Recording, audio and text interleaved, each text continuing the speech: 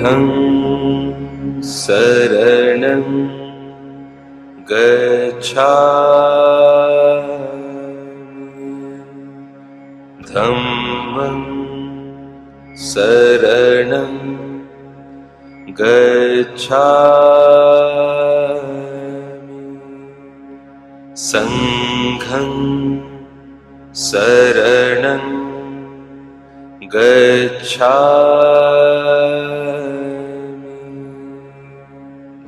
बुद्धं शरणं गच्छामि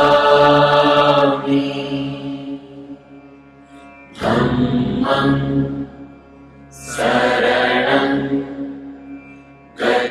गच्छामि संघं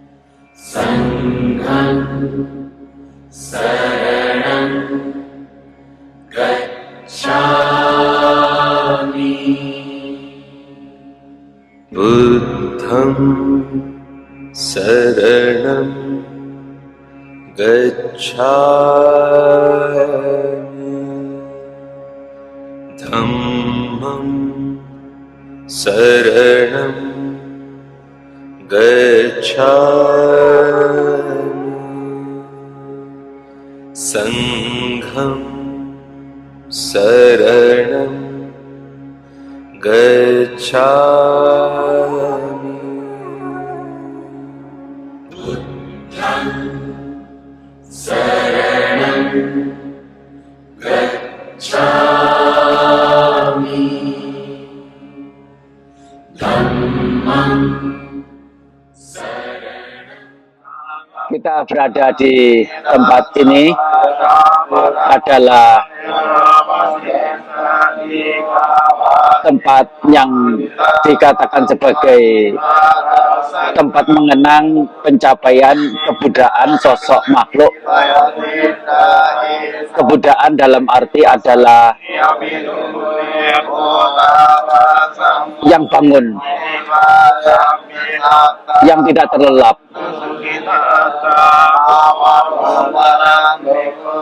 ia yang telah mekar, jadi tidak menguncup. Ia yang telah tercerahkan, yaitu yang telah mencapai kebijaksanaan. Sebutan Buddha adalah nama lain dari kebijaksanaan. Apa itu bijaksana? Adalah kemampuan dalam mengetahui suatu keberadaan dengan secara sebenarnya, dengan apa adanya.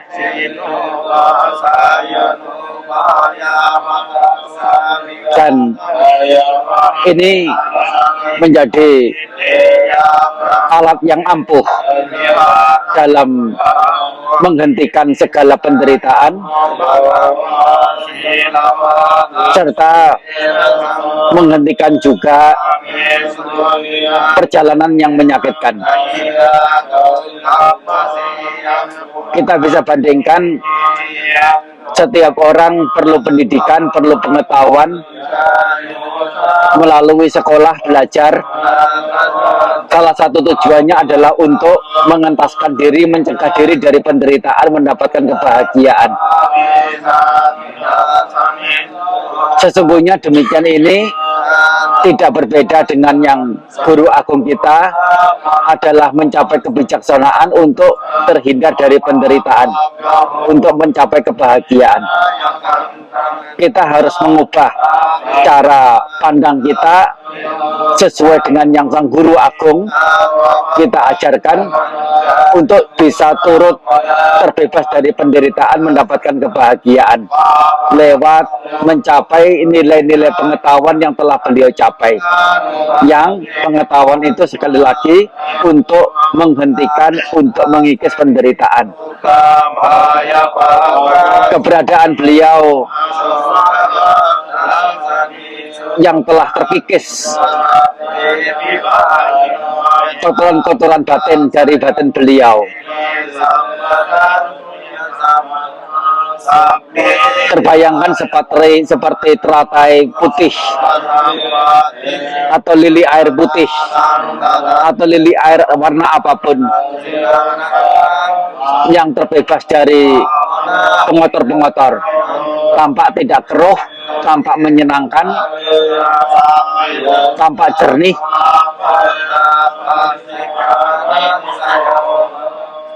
dan berbau harum. Ini adalah perumpamaan secara lahiriahnya. Tetapi kesucian Buddha itu jauh melampaui apa yang kita lihat atas teratai yang bersih itu. Oleh karena tingkatan kesucian, tingkatan kebersihan dalam keberadaan batin setiap makhluk itu sangat bertingkat. Kita bisa, seseorang bisa mencapai jana-jana, masuk ke alam Brahma.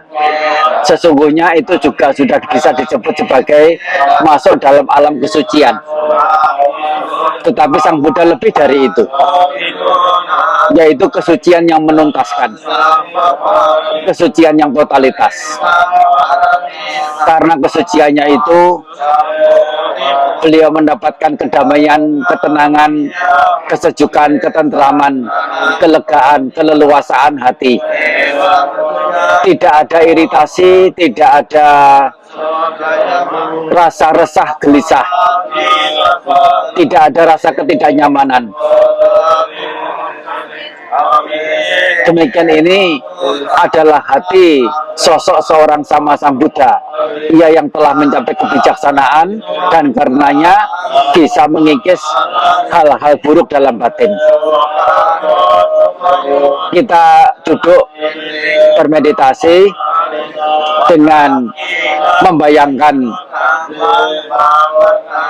keberadaan tenang seseorang, batin seseorang, karena terbebas dari hal-hal buruk. Apa hal-hal buruk itu? Adalah keserakahan, kebencian, kemarahan, dendam, pelecehan kebajikan orang lain, kekurang ajaran, kekikiran, keiri hatian, kepalsuan, keculasan, kebandelan, ketidak mau kalahan,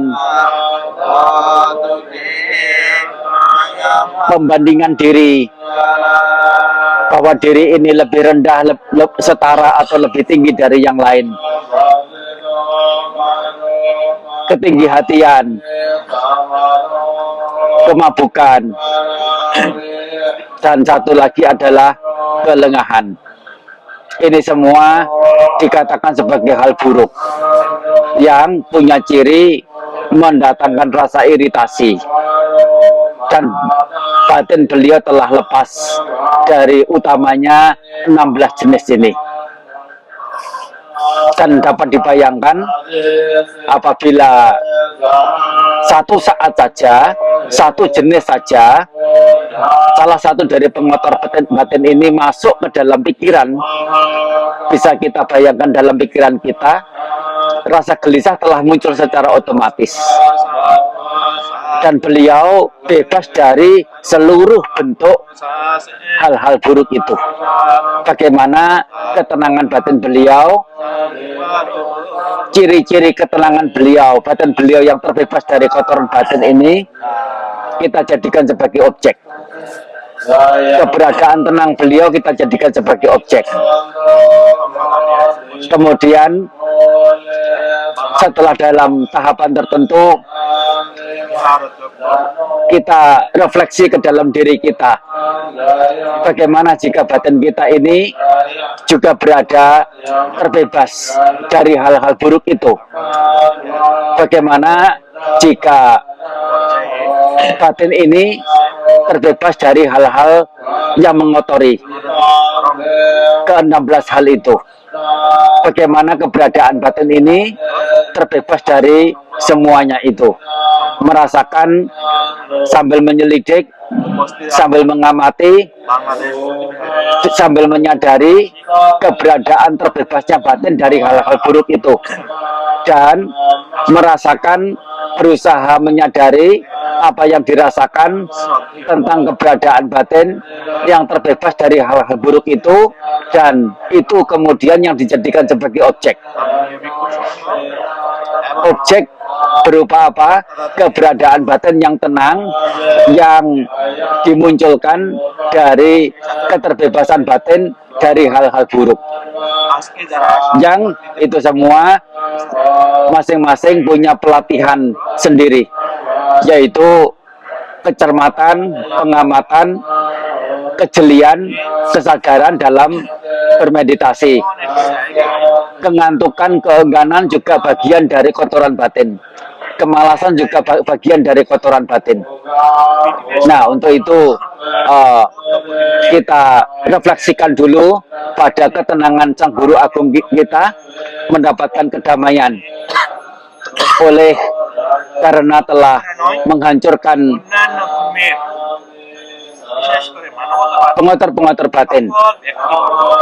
Kita jadikan nilai ketenangan beliau itu sebagai objek yang kemudian kita merefleksikan bahwasanya ketenangan batin itu juga ada pada diri kita melalui penyadaran batin kita dari hal-hal yang buruk, hal-hal yang mendatangkan atau menjadi sumber penderitaan. Mari kita mulai bermeditasi masing-masing. Nanti kalau sudah waktunya 6:30, ya